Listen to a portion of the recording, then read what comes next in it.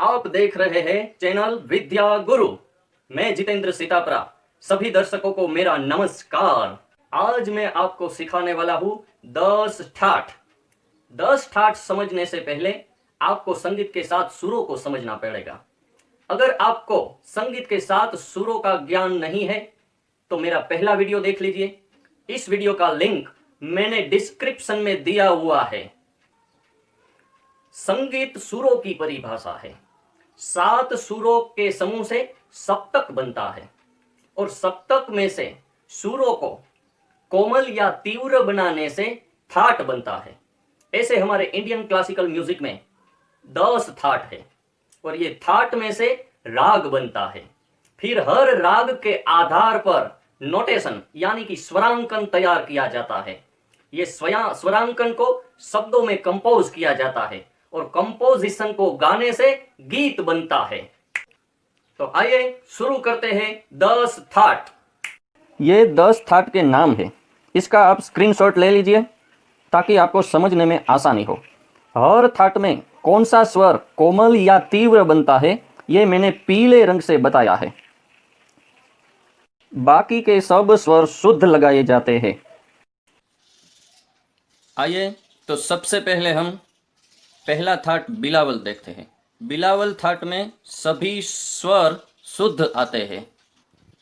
वैसे तो थाट को हारमोनियम पे गाया या बजाया नहीं जाता, मगर उनमें कौन कौन से स्वर शुद्ध और कोमल हो गए यही एक पहचान के लिए थाट बने हैं। लेकिन हम उसको समझने के लिए हर एक थाट का एक एक अलंकार गाए ताकि हमको पता चले कि हर थाट में स्वर को कैसे लगाया, बजाया और गाया जाता है। तो सबसे पहले सभी स्वर शुद्ध लेके हम बिलावल थाट का एक अलंकार गाएंगे।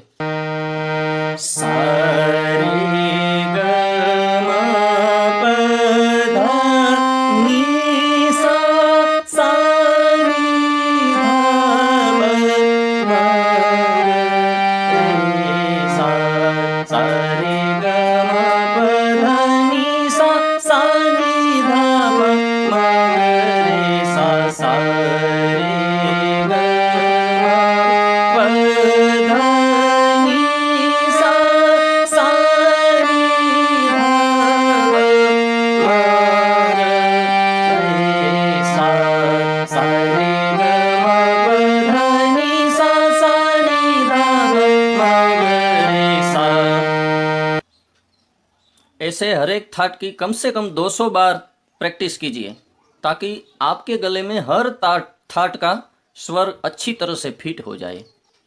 अब हम थाट कल्याण देखते हैं। थाट कल्याण में ये म स्वर है, ये माँ बन जाएगा, यानी कि म एक तीव्र हो जाएगा, म यहाँ लग जाएगा। इस तरह म का स्थान यहाँ था, एक स्थान ऊंचा हो जाए तो ये माँ बन गया। तो एक स्वर म को तीव्र बनाने से थाट कल्याण बन जाता है। सा रे ग म प ध नि सा सा नि ध प म ग रे सा सा रे ग म प ध नि सा सा नि ध प म ग रे सा। इस तरह ये म को तीव्र बनाने से ये बन गया थाट कल्याण। अब हम देखते हैं थाट खमाज। खमाज थाट में ये नी स्वर है, ये कोमल बन जाता है, इसलिए शुद्ध न लेके शुद्ध को हम हटा देते हैं। यहाँ कोमल नी हमें लेना है। कोमल नी लेने से थाट खमाज बन जाएगा। ऐसे थाट खमाज में नी एक कोमल आता है, बाकी सब स्वर शुद्ध आते हैं। और इसको भी हम एक अलंकार बजा के देखते हैं।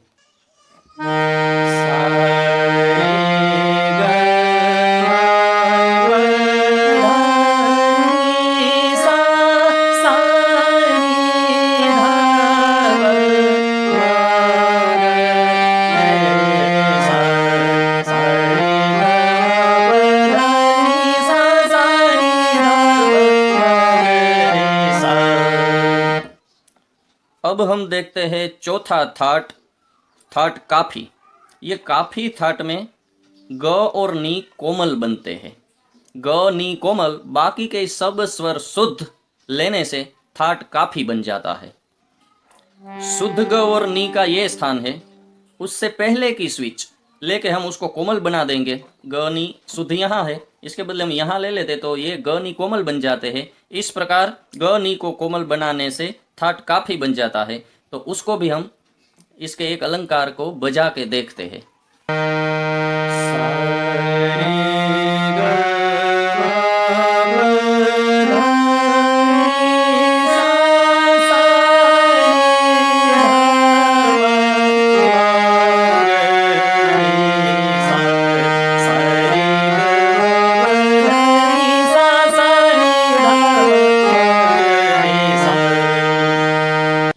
काफी थाट बहुत अच्छा थाट है। उनमें से कई राग बनते हैं जो बहुत गाए जाते हैं। इस प्रकार कम से कम आप 200 बार हारमोनियम पे बजाने की प्रैक्टिस करो और आप हारमोनियम पर उंगलियों को सरलता से घुमा सको। इसलिए मैं आपको एक हिंट देता हूँ। वैसे इसकी डिटेल वीडियो मैं डिस्क्रिप्शन में डाल देता हूँ, उसे देख लेना कि हारमोनियम फास्ट बजाने के लिए कौन सी स्विच पे कौन सी उंगली रखनी है। ये भी एक महत्वपूर्ण है। इस वक्त आप सिर्फ इतना याद रख लो कि ये पहली उंगली है, ये पहली काली पे, यहाँ दूसरी उंगली आएगी, फिर से यहाँ पहली उंगली, दूसरी उंगली और तीसरी उंगली, यहाँ फिर से पहली उंगली, यहाँ दूसरी उंगली, ऐसे पहली दूसरी, पहली दूसरी तीसरी, पहली दूसरी, पहली दूसरी तीसरी, इस प्रकार से उंगलियों को घुमाना है। और जहाँ कपलर आता है, दो सफेद स्विच जहाँ एक साथ है उसे कपलर बोलते हैं। तो यहाँ कपलर पे हमें अंगूठा रखना है, यहाँ भी अंगूठा, यहाँ पहली उंगली दूसरी उंगली, इस प्रकार पहली दूसरी अंगूठा, पहली दूसरी तीसरी अंगूठा, पहली दूसरी, इस प्रकार आप बजाओगे तो आप फास्ट हारमोनियम बजा सकोगे। अब हम देखते हैं पांचवा थाट, जिसका नाम है आसावरी। आसावरी भी बहुत अच्छा थाट है, उनमें से भी अच्छे अच्छे राग उत्पन्न होते हैं। आसावरी थाट को हम, आसावरी थाट में ये ग ध नी तीन सुर शुद्ध के बदले उसको कोमल करना है। ये ग को कोमल कर दे, ये ध को भी एक स्टेप नीचा करने से कोमल हो जाता, और नी को भी एक स्टेप नीचा करने से कोमल नहीं हो जाता है। वैसे ग ध और नी ये त्रण स्वर को कोमल बनाने से थाट आसावरी बन जाता है। बाकी सब शुद्ध स्वर आते हैं। इसे भी बजा के देखते हैं।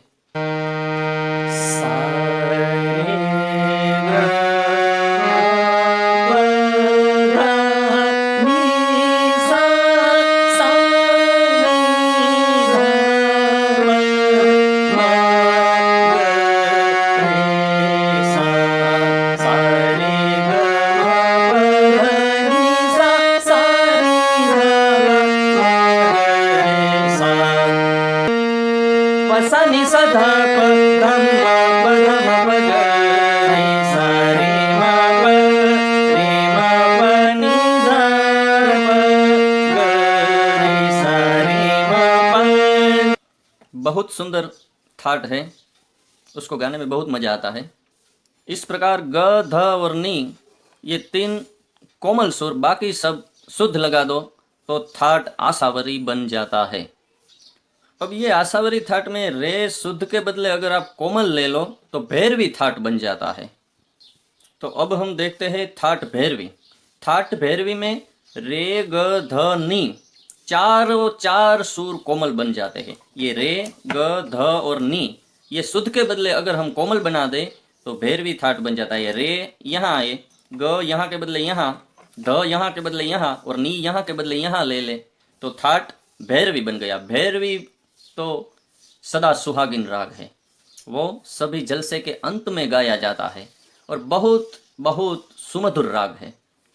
ये भैरवी राग भी भैरवी थाट से ही उत्पन्न होता है।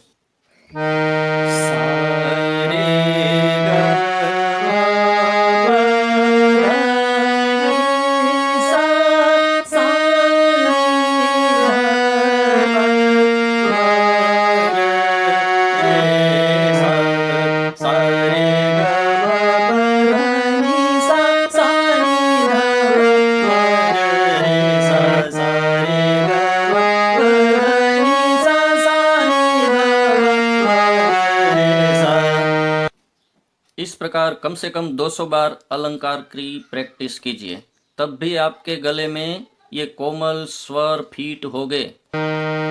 सारे नी सा म म म म ग म प ध प म म ग रे सा, सारे नी सा म म म ग म प ध प म म ग रे सा, सारे नी सा म म ग म प ध प म म प ध प म ग रे ग ग रे सा रे ग रे सा, प ध प म ग रे ग ग रे सा रे ग रे सा, म प ग म प प प प ध नि सा ध म प ग म प प प प ध नि सा ध म प सा सा सा रे नि सा सा सा नि ध प म ग ग प म प ध प म ग रे ग ग रे सा रे ग रे सा, प ध प म ग रे ग ग रे सा रे ग रे सा। अब हम देखते हैं सातवां थाट, जिसका नाम है थाट भैरव।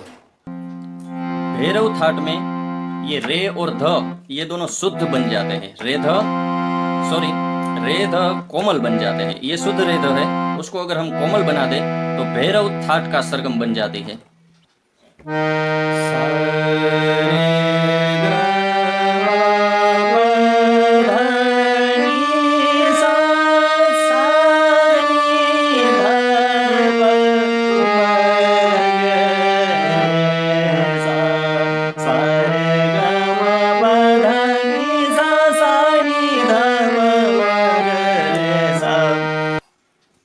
इस प्रकार रे और ध को कोमल बनाने से थाट भैरव बन जाता है।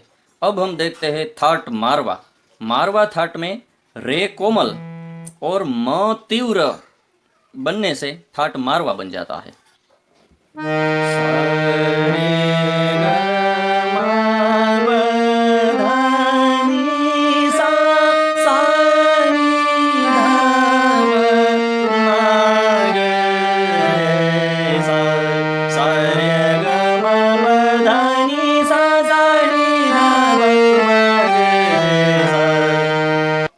ये रे कोमल बन जाए और म तीव्र, ये दो ही आपको शुद्ध स्वर में फेरफार करना है कि शुद्ध स्वर में से रे को कोमल बना दो और माँ को तीव्र बना दो, तो ये थाट बन गया मारवा।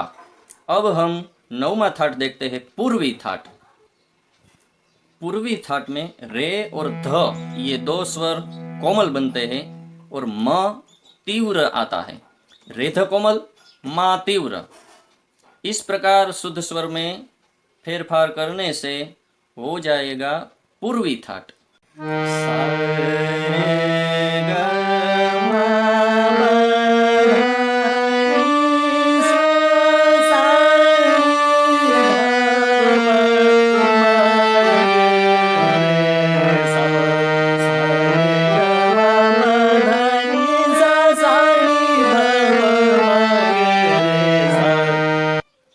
अब हम 10वां और आखिरी थाट देखते हैं, जिसका नाम है थाट तोड़ी। थाट तोड़ी में रे ग और ध तीन स्वर को कोमल लेना पड़ता है और म तीव्र, बाकी सब शुद्ध। रे ग ध कोमल और म तीव्र, इस प्रकार लेने से थाट बन जाएगा तोड़ी।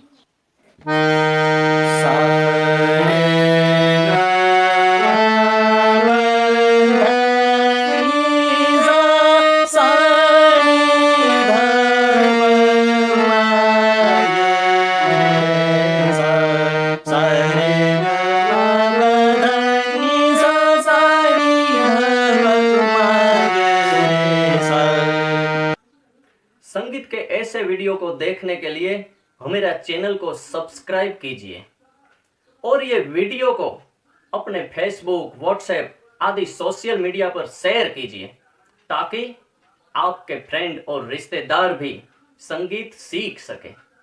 आज बस इतना ही, फिर मिलेंगे। वंदे मातरम।